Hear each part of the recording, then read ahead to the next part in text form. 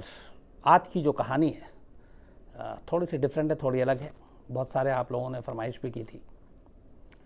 दुनिया की बहुत सारी सीक्रेट सर्विसेज हैं, खुफिया एजेंसी हैं। उनमें से एक है मोसाद, आप सभी जानते हैं। ये इज़राइल की खुफिया एजेंसी है जिसको मोसाद कहते हैं। कहते हैं कि एक तरह से ये किलिंग मशीन भी है। और मोसाद के बहुत सारे ऑपरेशन, बहुत सारे कारनामे, बहुत सारी कामयाबी के किस्से भरे पड़े हुए हैं। बहुत सारी फिल्में बन चुकी हैं। बहुत सारे ऐसे ऑपरेशन भी हैं। एक स्टोरी बहुत पहले भी आपको सुनाई थी, ऑपरेशन थंडरबोल्ट। मोसाद की कामयाबी की कहानी थी वो। कहते हैं कि जो मोसाद एक पूरा ऑर्गेनाइजेशन है, उसके लिए एक वैसे ऑर्गेनाइजेशन की ज़रूरत क्यों पड़ी थी इज़राइल को। एक तो ये कि इज़राइल के आसपास के जितने देश हैं और जो उसकी सरहदें लगती हैं, ज़्यादातर उसके रिश्ते अच्छे नहीं हैं, दुश्मन देश हैं। तो हमेशा इज़राइल को ये लगा रहता है कि अगर वो दुश्मनों के बीच में घिरा हुआ है तो फिर कुछ ऐसा करे जिससे कि दुश्मन डरे और उसकी तरफ आंख उठाकर न देखें। और इसीलिए इज़राइल ने अपनी डिफेंस, अपनी सीक्रेट सर्विसेज, इन सब को बड़ा मजबूत किया। कहते हैं सिर्फ मोसाद के लिए ही अरबों का बजट है उनका। और दुनिया की जो बिल्कुल लेटेस्ट टेक्निक हो, बाकी चीज़ें हों, जो उसमें काम करने वाले लोग हों, उनका सिलेक्शन हो, वो सब बहुत ही मतलब बड़े लेवल पे। और इवन वहाँ की गवर्नमेंट, वहाँ की सरकार जो है, वहाँ के नेता जो हैं, वो इन चीज़ों में बड़ा डीपली इन्वॉल्व होते हैं और इसके साथ कोई कॉम्प्रोमाइज़ नहीं करते हैं। इज़राइल का अपना एक ये भी है कि वो जो टेररिस्ट ऑर्गेनाइजेशन हैं, आतंकवादी हैं, उनके साथ कोई बात नहीं करेगा, कोई डील नहीं करेगा, चाहे कितने भी मुश्किल हालात हों। तो इसीलिए मोसाद का मजबूत होना और मोसाद को मजबूत रखना, ये इज़राइल की अपनी एक मजबूरी भी है। और इस मोसाद में काम करने के लिए ऐसे लोगों का चुनाव किया जाता है जिसमें बहुत सारी कई बार शर्तें होती हैं कि आप एक तो सालों आप अपनी फैमिली से नहीं मिल सकते, आपको अपनी फैमिली के साथ शेयर भी नहीं करना है कि आप किस मिशन पे क्या करने जा रहे हैं। और कई बार ऐसे ऑपरेशन होते हैं दूसरे मुल्कों में घुसकर कि जहां अगर आप पकड़े जाने का डर है तो इज़राइल आपको ओन करने से मना कर देगा। वो ये कहने से मना कर देगा कि आप उसके लिए काम करते हैं, आप मोसाद के लिए काम करते हैं। और इसी हिसाब से ट्रेनिंग होती है, इस हिसाब से लोगों को तैयार किया जाता है। और मोसाद का ये भी है कि वो अपने दुश्मनों को दुनिया के किसी भी कोने में ढूंढ कर मारता है। न सिर्फ मारता है, बल्कि बहुत ख़तरनाक तरीके से, क्योंकि सिर्फ मारना मकसद नहीं होता, बल्कि एक दहशत, एक खौफ बनाना भी, पैदा करना भी उनका एक मकसद होता है, ताकि कोई इज़राइल की तरफ आंख उठाकर न देखे। कुछ ऐसी चीज़ें हुई थी जिसकी वजह से मोसाद को इतना ताकतवर भी बनाया गया इज़राइल के जन्म के बाद से ही। लेकिन एक चीज़ जो जुड़ी है इस मोसाद को लेकर, उसका रिश्ता 1972 के म्यूनिख ओलंपिक से है। जर्मनी में ये 1972 में, जर्मनी का एक शहर म्यूनिख है, वहाँ पे ये ओलंपिक हो रहा था। और उस ओलंपिक को शुरू हुए करीब एक हफ्ता बीत चुका था। ये अगस्त एंड में, बिल्कुल लास्ट में ये ओलंपिक शुरू हुआ था। एक हफ्ता बीत चुका था। दुनिया भर के खिलाड़ी जो ओलंपिक में हिस्सा लेते हैं, तमाम खिलाड़ी हिस्सा ले रहे थे। और इसमें इज़राइल की टीम भी थी। इज़राइल के भी जो प्लेयर्स थे, खिलाड़ी थे, वो ओलंपिक में हिस्सा ले रहे थे। पहला एक हफ्ता ओलंपिक का बहुत ही शांति से, बहुत ही आराम से गुजर जाता है। लेकिन एक हफ्ते बाद 5 सितंबर 1972, ये वो दिन है जो इज़राइल के इतिहास में कभी इज़राइली भूलते नहीं है। और यहीं से, इसी दिन ने एक बुनियाद रखी थी मोसाद के ऑपरेशन की, सबसे ख़तरनाक ऑपरेशन की, जो करीब 20 साल चला और पता नहीं यूरोप के कितने मुल्कों में चला, बिल्कुल फिल्मी स्टाइल में चला। तो हुआ ये था कि 5 सितंबर यानी 5 सितंबर 1972 को ओलंपिक के जो ओलंपिक गांव होता है, विलेज होता है जिसमें प्लेयर्स ठहरते हैं, वहाँ पे 8 लोग ट्रैक सूट पहने हुए उस ओलंपिक विलेज के दीवार को फांदने की कोशिश कर रहे थे, क्रॉस करने की कोशिश कर रहे थे। उनके वेशभूषा से, जो उन्होंने कपड़ा पहना हुआ था, ऐसे ही लगा था कि वो भी ओलंपिक में हिस्सा लेने के लिए प्लेयर हैं, किसी कंट्री के प्लेयर हैं और वो यहाँ आए हुए हैं। इत्तेफाक से कनाडा के कुछ खिलाड़ियों ने इन 8 अजनबी जो ट्रैक सूट पहनकर वहाँ पे आए हुए थे और दीवार फाड़ने की कोशिश कर रहे थे और ओलंपिक विलेज में जाने की कोशिश कर रहे थे, तो कनाडा के कुछ प्लेयर उस दीवार के पास से गुजर रहे थे। उन्होंने देखा कि ये 8 लोग ट्रैक सूट में, उन्हें लगा ये प्लेयर हैं किसी कंट्री के और ये दीवार फाड़ने की कोशिश कर रहे हैं, इनसे दीवार जंप नहीं हो रहा है। तो कनाडा के इन प्लेयर्स ने उन 8 लोगों की दीवार पे चढ़ाने में और उनको दीवार वापस उस तरफ उतारने में अनजाने में मदद कर दी, ये सोचकर कि ये भी प्लेयर है। इसके बाद वो कनाडा के प्लेयर चले जाते हैं। अब ये जो ट्रैक सूट पहने हुए 8 लोग थे, ये इसके बाद अंदर पहुंचते हैं ओलंपिक विलेज में। शायद इनके पास इंफॉर्मेशन थी कि इजरायली प्लेयर के कमरे किधर हैं, उनका रूम किधर है। उसके बाद ये उस इजरायली प्लेयर्स के रूम की तरफ बढ़ते हैं और इनके कपड़ों के अंदर तमाम वेपन्स, हथियार छुपे हुए थे। उसके बाद ये अंदर जाते हैं इजरायली खिलाड़ियों के कमरे की तरफ और फिर एक एक कर ये इजरायली खिलाड़ियों को ढूंढना शुरू कर देते हैं। उसमें कुछ पहलवान भी थे इजराइल के, तो एक प्लेयर जो था इजराइल का, वो इनसे मुकाबला भी, जब गोली चलाता है तो लोग इधर उधर भागने लगते हैं, कई प्लेयर्स भागने लगते हैं। कुछ खुशनसीब थे जो वहाँ से निकल जाते हैं, कुछ को मौका नहीं मिलता। तो एक पहलवान जो देखता है कि ये गोली चल रही है तमाम, वो चाकू उठा लेता है और उनसे लड़ने के लिए वो आगे बढ़ जाता है, लेकिन इधर चाकू उधर बंदूक, गोली लगती है। इसके बाद करीब 2 प्लेयर्स उस गोलीबारी में मारे जाते हैं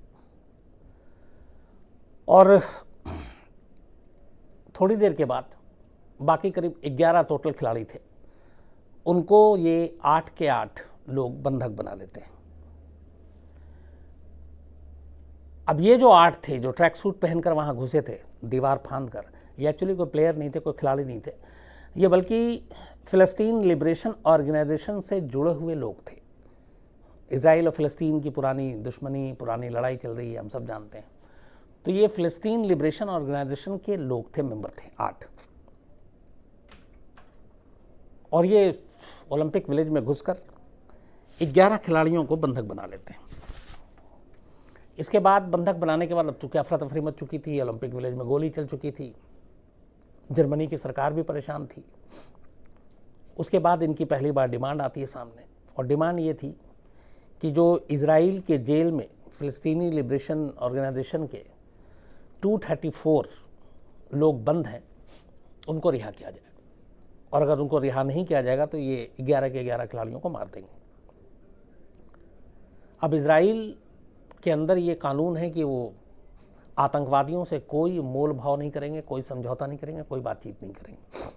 तो जब ये मांग आई पहली बार कि 234 फ़िलिस्तीनी लिबरेशन से जुड़े हुए लोगों को इजराइल की जेलों से रिहा कर दो, वरना इन 11 खिलाड़ियों को हम मार देंगे, तो इजराइल ने बिना देर किए हुए स्ट्रेट फॉरवर्ड मना कर दिया। बोला हम उनसे बात नहीं करेंगे और हम इनकी कोई मांग नहीं मानेंगे।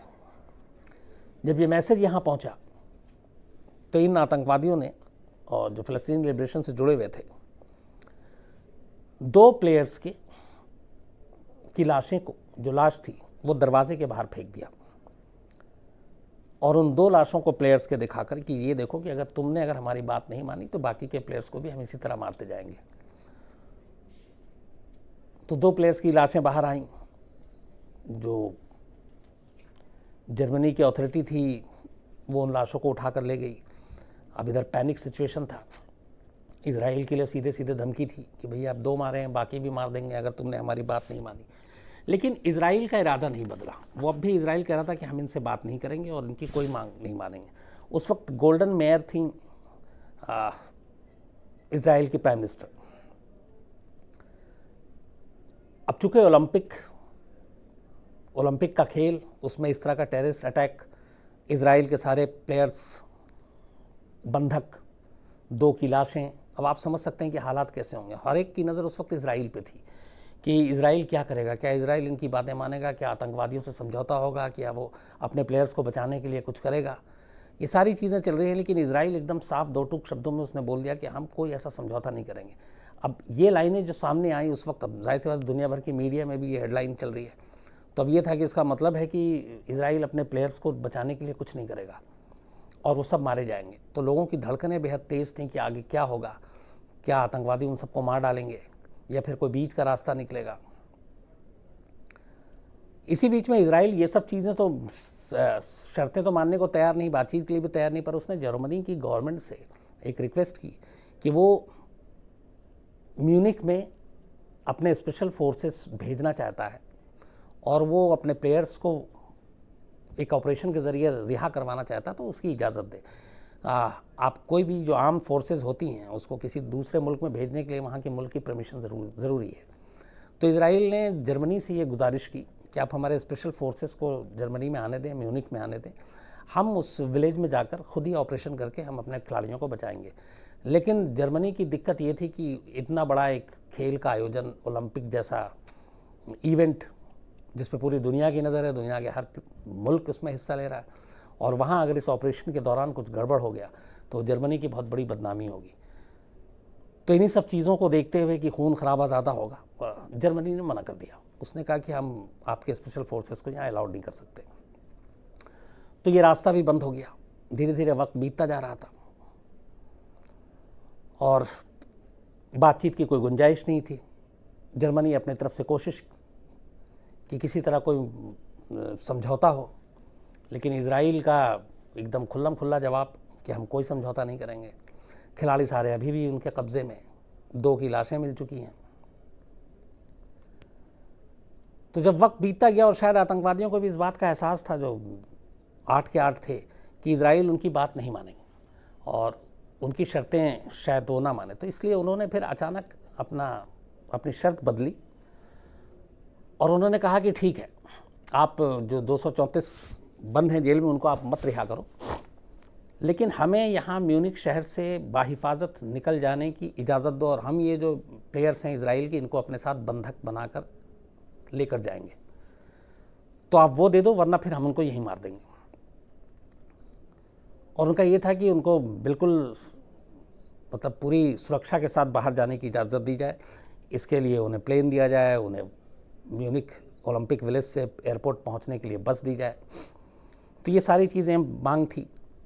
जर्मनी को ये मांग बड़ा मतलब लगा कि चलो एक मौका है, क्योंकि ये ओलंपिक विलेज से बाहर निकलेंगे और रास्ते से लेकर एयरपोर्ट तक कहीं ना कहीं ऐसा मौका आएगा जहाँ पे हम किसी ऑपरेशन के ज़रिए इन खिलाड़ियों को आज़ाद करा सकते हैं और इन आतंकवादियों को मार सकते हैं। तो इसके लिए जर्मनी ने बाकायदा उनकी शर्तें मानी और बस मुहैया कराई गई। म्यूनिक में जहाँ पे ओलंपिक विलेज था वहाँ पे बस आई। उस बस में ये सारे 8 के 8 आतंकवादी जो थे फ़लस्तीन के, वो बैठे। इसके अलावा जो प्लेयर्स थे, जो बंधक बनाए हुए थे, उनको उसमें रखा और ये बस एयरपोर्ट के लिए रवाना हो गई। टाइमिंग कुछ ऐसा था कि शाम का वक्त था, अंधेरा होने वाला था। एयरपोर्ट में जगह जगह पे शार्प शूटर को बिठाया गया था और ये जर्मनी के अपने शार्प शूटर थे और उनका ये था कि जैसे ही मौका मिलेगा वो इसके ऊपर अटैक कर देंगे और खिलाड़ियों को आज़ाद कर लेंगे। बाकायदा इसके लिए उनकी मीटिंग हुई, पूरी प्लानिंग हुई, सारे मैप रास्ते देखे गए। प्लेयर्स को लेकर ये फ़लस्तीनी लिबरेशन के जो 8 लोग थे वो पहुंचते हैं एयरपोर्ट और पल पल की ये खबर उस वक्त चल रही थी, क्योंकि सभी की नज़र ये थी कि इन प्लेयर्स का क्या होगा, क्या वो बचेंगे नहीं बचेंगे। अब इस समझौते की खबर भी आई, तो अब इसके बाद क्या होगा। तो पूरी दुनिया एक तरह से अपनी उनकी धड़कनें रुकी हुई थी, वो देख रहे थे कि नतीजा क्या होता है, ये लोग आज़ाद होते हैं कि नहीं होता है, खून खराबा होता है, क्या होता है। इन सारी चीज़ों के बीच में ये बस ज़बरदस्त सुरक्षा घेरे के बीच म्यूनिक एयरपोर्ट पहुंचती है। जब म्यूनिक एयरपोर्ट पहुंचती है ये बस, तो वहाँ पे इन बस से उतार कर खिलाड़ियों को वहाँ पे 2 चॉपर भी था और शार्प शूटर थे और वो छुपे हुए थे। खिलाड़ियों को बस से उतार कर एक हेलीकॉप्टर में बिठाया गया और इसके बाद उनके साथ कुछ जो आतंकवादी थे वो भी थे। बाकी के जब ये लोग जो 8 वहाँ पे आए थे फ़लस्तीन लिबरेशन के, ये जब हेलीकॉप्टर की तरफ जाने लगे, तब उसी वक्त एक मौका मिला शार्प शूटर को और उन्होंने गोली चलानी शुरू कर दी। तो 2-3 तो उसी वक्त वो मारे गए। अब अचानक जब इन लोगों को लगा कि ये घिर गए, यहाँ तो शार्प शूटर है और ये धोखा हुआ उनके साथ, तो उन्होंने भी जवाबी गोली चलानी शुरू कर दिया। जब गोली चलने लगी तो जो चॉपर के अंदर प्लेयर्स थे इजराइल के और उनके साथ जो आतंकवादी थे, उन्होंने उन निहत्थे प्लेयर्स पे भी गोलियां चलानी शुरू कर दी, क्योंकि उन्हें लगा कि अब वो घिर गए हैं, बच सकते नहीं हैं, तो क्या करें, तो इनको क्यों छोड़ें। तो उन्होंने जितने प्लेयर्स थे सबको गोली मारनी शुरू कर दी। थोड़ी देर के बाद ये ऑपरेशन ख़त्म हो जाता है, शार्प शूटर के हाथों वो सारे टेररिस्ट मारे जाते हैं।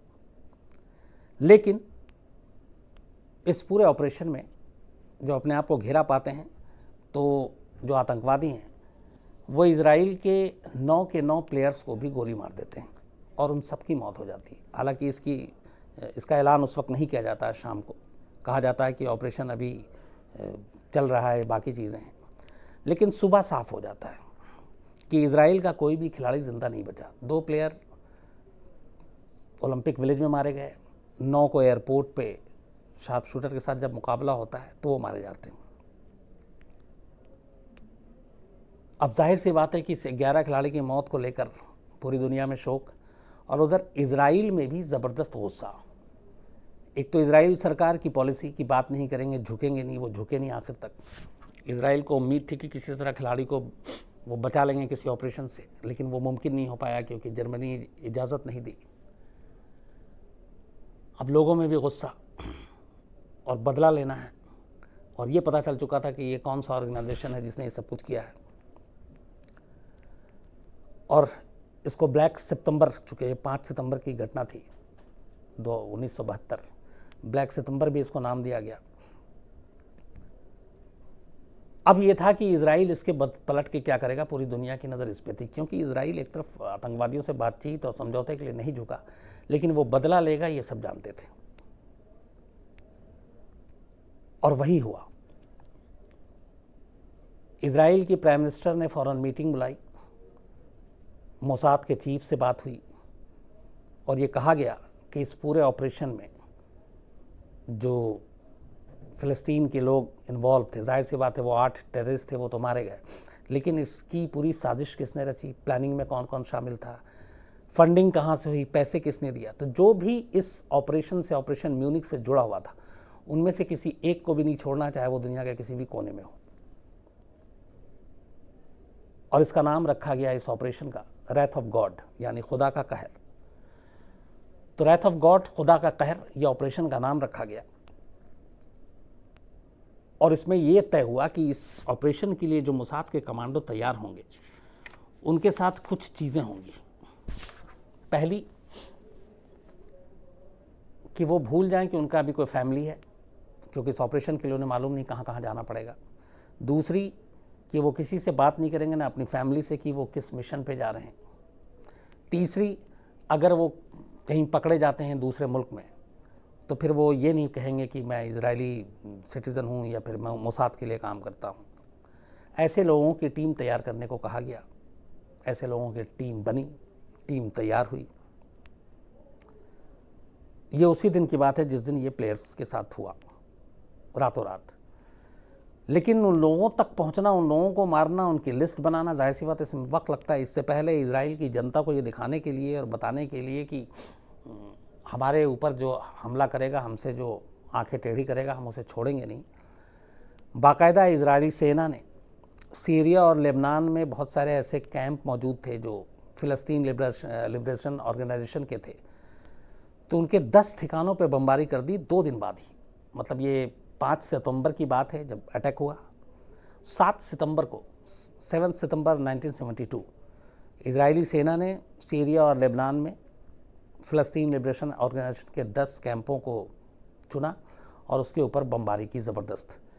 और इस बमबारी में करीब 200 लोग मारे गए, जिनमें बहुत सारे फ़लस्तीनी लिबरेशन से जुड़े हुए लोग थे, लेकिन बहुत सारे आम लोग भी थे, जिसको लेके उस वक्त काफ़ी हंगामा भी हुआ, क्योंकि बेकसूर लोग भी मारे गए। लेकिन ये तो 2 दिन बाद बताने के लिए था कि यह हमला हुआ है, क्योंकि इसमें फ़लस्तीन लिबरेशन ऑर्गेनाइजेशन ने क्लेम किया था और उनके ठिकानों पे हमला करके कि इतने लोगों को मारा है। लेकिन असली मकसद अभी बाकी था। जो इजराइल की प्राइम मिनिस्टर थी गोल्डा मेयर, उनका ये था कि ये इस मिशन से जुड़ा हुआ एक भी शख्स जिंदा नहीं बचना चाहिए। अब जब ऐसे लोगों की लिस्ट बनाई गई, उनकी अपनी खुफिया एजेंसियों ने काम किया, पता करना शुरू किया, तो पता चला कि वो सब लोग यूरोप के ज़्यादातर अलग अलग मुल्कों में बैठे हुए, छुपे हुए, और ये सभी किसी न किसी तरह से फ़िलिस्तीन लिबरेशन ऑर्गेनाइजेशन से ही जुड़े हुए हैं।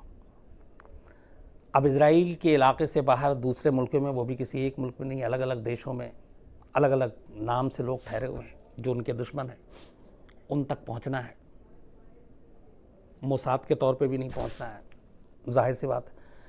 फिर उसके लिए अलग अलग ब्रिटिश, आयरिश, यूरोप के अलग अलग मुल्कों के पासपोर्ट बने, उनके नए नाम, उनका नया पहचान, उनके नए चेहरे, और उस नाम और उस नए पते और ठिकाने के साथ साथ मोसाद की अलग अलग टीम एक लिस्ट तैयार करके उन सारे नामों को सामने लाती है। और उसके बाद जिन जिन का भी इस म्यूनिख इंसिडेंट से में की प्लानिंग में जरा सा भी रोल था,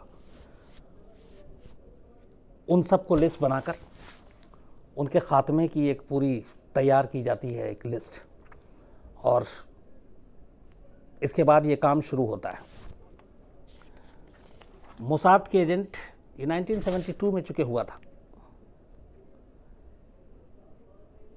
कई महीने लगते हैं। अच्छा, दूसरी बात कि ये जो भी लोग शामिल थे उन्हें मालूम था कि इसका रिएक्शन होगा और मोसाद उन्हें छोड़ेगा नहीं। तो एक दिक्कत यह आई कि जितने भी लोग थे इससे जुड़े हुए, इस साजिश से जुड़े हुए, वो सब अंडरग्राउंड भी हुए, और जो लोग थे वो बहुत, उनकी सुरक्षा और सिक्योरिटी बहुत बढ़ गई, तो उन तक पहुंचना और भी मुश्किल हो गया था। लेकिन चूंकि मोसाद को अपने दुश्मनों को ठिकाने लगाना था, तो इसलिए वो पीछे नहीं हट सकते थे। तमाम जासूसी की गई, इन लोगों का पता किया गया। उसके बाद पहला बदला म्यूनिख ओलंपिक का 16 अक्टूबर 1972, मतलब करीब एक महीने बाद मोसाद ने लिया। मोसाद का जो पहला शिकार था उसका नाम था अब्दुल वाइल जैत्रा। ये फ़िलिस्तीन का रहने वाला था, और ये जो था एक ट्रांसलेटर था। और इस इंसिडेंट के बाद ये रोम में था, इटली की राजधानी जो है। पूरी इसके बारे में पता किया गया, पता चला ये रोम में है। मोसाद के एजेंट रोम पहुंचते हैं। रात का खाना खाकर ये जब लौट रहा था तो 2 एजेंट इसको गोली मारते हैं। ये पहला म्यूनिख का बदला था। इसके बाद दूसरा जो निशाना बना वो डॉक्टर महमूद हमशारी था। ये फ्रांस में फ़िलिस्तीनी लिबरेशन ऑर्गेनाइजेशन का रिप्रेजेंटेटिव था। मोसाद की एक एजेंट पत्रकार बनकर इससे मिली, क्योंकि इसके बारे में पहले सब कुछ जानकारी मिली कि ये कहाँ क्या है, और वो एक जर्नलिस्ट के तौर पे उससे मिली। पेरिस के, उसके, ये पेरिस में था, उसके अपार्टमेंट के बाहर बुलाया। जब बाहर आया यह हमशारी उससे मिलने के लिए, तो मोसाद के एजेंट जो हैं ये उसके अपार्टमेंट में घुस गए, और एक टेलीफोन के नीचे उन्होंने उसके बेडरूम में बॉम्ब लगा दिया। और ये बात है 8 दिसंबर 1972, 8 दिसंबर 1972, मतलब पहला अक्टूबर में, उसके बाद 2 महीने का गैप होता है, फिर 1972 8 दिसंबर आता है। उसके बाद खैर वो जर्नलिस्ट अपना काम करके, जो मोसाद की एजेंट थी वो चली जाती है। हमशारी वापस आता अपने अपार्टमेंट में, बेडरूम में। फिर उसको कॉल किया जाता है ये चेक करने के लिए कि फ़ोन कौन उठाता है। हमशारी फ़ोन उठाता है, आवाज़ से पहचान हो जाती कि हमशारी है। उसके बाद वो ऐसा डिवाइस था कि उस फ़ोन के नीचे लिखे हुए बॉम्ब को एक्टिव कर दिया जाता है, और उसी वक्त उस अपार्टमेंट में एक धमाका होता है, और उस धमाके में वो अपार्टमेंट उड़ जाता है। हालांकि हमशारी उस वक्त मरता नहीं है, बुरी तरह इंजर्ड होता है, लेकिन 1 महीने बाद हॉस्पिटल में उसकी मौत हो जाती है। ये दूसरा बदला था। इसके बाद अगले कुछ महीनों में, करीब 3-4 महीनों में, 4 अलग अलग और लोगों को मोसाद के एजेंट मारते हैं, अलग अलग मुल्कों में। ये अभी सब कुछ सिलसिला चल रहा था कि तभी इसी बीच में जो इसका मेन एक मास्टरमाइंड था, जिसके बारे में कहा गया था कि मोसाद के लिए जो म्यूनिख में पूरा काम किया था और जिसने पूरी प्लान बनाई थी और जो ख़ास तौर पे खिलाड़ियों को बंधक बनाने का जो काम किया था कि उसको बंधक बनाने के बाद उनसे मांगे मानी जाएंगी, सालेम नाम था उसका। उसके पीछे कई बार इन लोगों ने कई मुल्कों में पता किया, पकड़ा, वहाँ तक पहुँचे, लेकिन ऑपरेशन नाकाम रहा। और 1973 में इस तक वो पहुँचते हैं, लेकिन फिर उसके कुछ लोग मिलते हैं, उनको मारा जाता है। दूसरा ये कि फिर पता चलता है कि इस लिस्ट में जितने ज़्यादातर लोग थे वो लिबनान में भी थे, तो लिबनान में अलग अलग मौक़ों पर ऑपरेशन होता है और इन लोगों को निशाना बनाया जाता है। एक जो मास्टरमाइंड था उसके बारे में पता चला है कि ये बंदा एक होटल में रहता है और ये बैरूत में रहता है, बैरूत के होटल में, और उस होटल में ये सिर्फ रात को आता है और सुबह होते ही गायब हो जाता है, उसके बाद पूरे दिन नहीं आता। तो इसका पूरा रूटीन जब सामने आ गया, उसके बाद ये हुआ कि इस तक कैसे पहुंचा जाए। तो उसी होटल के उसी के रूम के ठीक सामने वाला एक कमरा मोसाद के एजेंट लेते हैं और वो उस कमरे में शिफ्ट होते हैं। उसके बाद उसके जो दरवाजे की की थी वो की का इंतज़ाम करते हैं और उसके बेड के नीचे ही बॉम्ब लगा देते हैं।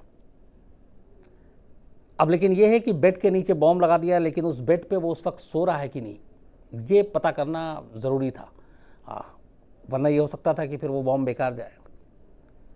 तो उसके लिए बाकायदा उस रूम की निगरानी के लिए अलग अलग तरीके अपनाए जाते हैं।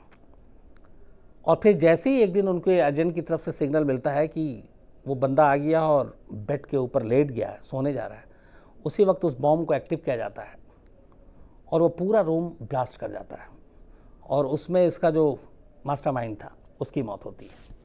1972 से लेकर 1988 के तक यूरोप के 1 दर्जन से ज़्यादा, यूरोप और इधर बैरूत में मोसाद के एजेंट एक एक कर इन लोगों को ढूंढते हैं और उन्हें मारते हैं। तो करीब 18 से 20 साल उनका ये ऑपरेशन चलता है, एक म्यूनिख ओलंपिक में 11 खिलाड़ियों की मौत का बदला लेने के लिए। इसमें एक चीज़ और भी कही जाती है कि जिन जिन लोगों को गोली से मारा गया उन सबको कम से कम 11 गोली मारी गई थी, और वो इसलिए कि इजराइल के 11 प्लेयर उस दिन उनकी मौत हुई थी जो आतंकवादियों के हाथों। तो हर एक प्लेयर की तरफ से एक एक गोली। तो जो ब्लास्ट में और बाकी तरीक़े से मारे गए, किसी को पॉइजन भी देकर मारा गया, वो अलग, लेकिन जिन्हें गोली से मारा गया उन सबको 11 गोली मारी गई। ये ऑपरेशन सब कुछ चल रहा था, सब कुछ जो उनकी लिस्ट थी उसके हिसाब से, और ये दुनिया में इसको किसी को पता नहीं था। लेकिन एक जगह पे मोसाद से चूक भी हुई और गलती हो गई, और हुआ ये कि यहाँ पे एक शख्स जो है वो गलत मारा गया। एक वेटर था, उसकी कहीं से लिस्ट में नाम दे दी गई, मोसाद के पास आ गया और उसे लगा कि ये भी जो है जो फ़लस्तीन लिबरेशन ऑर्गेनाइजेशन है उसके साथ जुड़ा हुआ है। ये मोरक्को में एक होटल था और इनको खबर मिली थी मोसाद को कि मोरक्को में भी एक ये है जो म्यूनिख का मास्टरमाइंड में से एक है, जो प्लानिंग की साजिश में हिस्सा लिया है जिसने। तो वहाँ पे मोसाद के एजेंट इसकी हत्या कर देते हैं, लेकिन नॉर्वे की पुलिस इस दौरान, इस मर्डर के बाद 6 एजेंटों को गिरफ्तार कर लेती है। बाकी तो भाग निकलते हैं, लेकिन 6 एजेंट उनके पकड़े जाते हैं। इनमें 2 महिला एजेंट भी थी और इसके टीम लीडर थे माइक हरारी, जो उस वक्त भाग चुके थे, बच गए थे। नॉर्वे पुलिस जब इन 6 लोगों को गिरफ्तार करती है, पूछताछ करती है, तो उसके ज़रिए पहली बार खुलासा होता है कि मोसाद के एजेंट जो है म्यूनिख ओलंपिक का बदला लेने के लिए इस तरीके से कई देशों में ऑपरेशन चला रहे हैं। इसी के बाद पहली बार इजराइल पर इंटरनेशनल प्रेशर पड़ता है, अंतर्राष्ट्रीय दबाव पड़ता है कि अच्छा, चूंकि वक्त बीत गया था और बहुत सारे लोग जो ऐसे मारे गए थे उनको लेके अलग अलग चीज़ें भी आ रही थी, लेकिन ये नहीं पता था कि ये सारा कुछ मोसाद से चल रहा है। जब ये नॉर्वे का इंसिडेंट हुआ, जब एक बेकसूर वेटर मारा गया, उसके बाद ये चीज़ें नॉर्वे पुलिस और उनकी एजेंसी के थ्रू सामने आती। तो जब इंटरनेशनल प्रेशर पड़ता है कि इस तरह से मोसाद के एजेंट फ़र्ज़ी नाम, फ़र्ज़ी दस्तावेज़, फ़र्ज़ी पासपोर्ट के ज़रिए अलग अलग देशों में जाकर और अपने दुश्मनों को निपटा रहे हैं, तो जब प्रेशर पड़ता है तो कुछ दिनों के लिए मोसाद अपने ऑपरेशन को रोक देती है, लेकिन कुछ वक्त के लिए।